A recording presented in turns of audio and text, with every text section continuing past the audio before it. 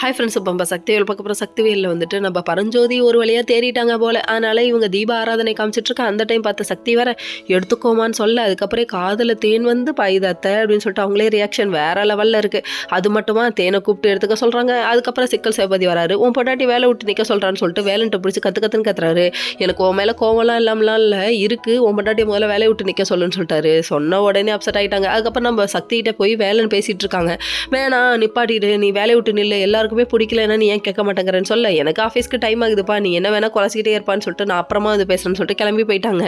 அங்கே ஆஃபீஸ்க்கு போகணுன்னு கிளம்பி போனாங்க. திடீர்னு பார்த்தா நம்ம மீனால காமிக்கிறாங்க. மீனால ஒரு பக்கம் பொழந்து கட்டுதுங்க.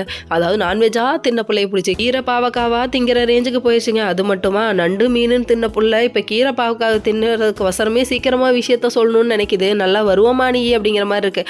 அது மட்டுமா நான் பெற்ற இன்பத்தை நீயும் பெற வேணாமான்னு சொல்லிட்டு அதாவது சேரனுக்கு தூக்கி வாயில் துணிச்சு விட்டுது பாருங்க. தெரியுதா அப்படிங்கிற மாதிரி ஆயிடுச்சு. இதெல்லாம் ஒரு பக்கம் இருக்குது. அந்த டைம் பார்த்த சக்தி வேற வந்தோடனே அவங்க அப்பா அம்மாட்ட பேசிகிட்டு இருக்காங்க.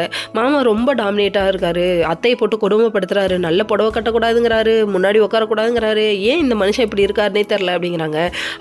நீ வளர்ந்த விதம் வேற சக்தி, அந்த வீட்டில் இருக்கவங்க அப்படி தான் இருப்பாங்க, நீ அட்ஜஸ்ட் பண்ணி போன ஃப்ரீ அட்வைஸ் கொடுக்குறாங்க. என்னங்க பண்ணுறது, பொண்ணாக பிறந்துட்டா அதாவது புகுந்த வீட்டில் நடக்கிறத பிறந்த வீட்டில் போய் சொன்னோம்னா அட்ஜஸ்ட் பண்ணி போ, நீ தான் அட்ஜஸ்ட் பண்ணணும்னு சொல்கிறாங்க. என்னடா லைஃப் இது அப்படிங்கிற மாதிரி இருக்குது.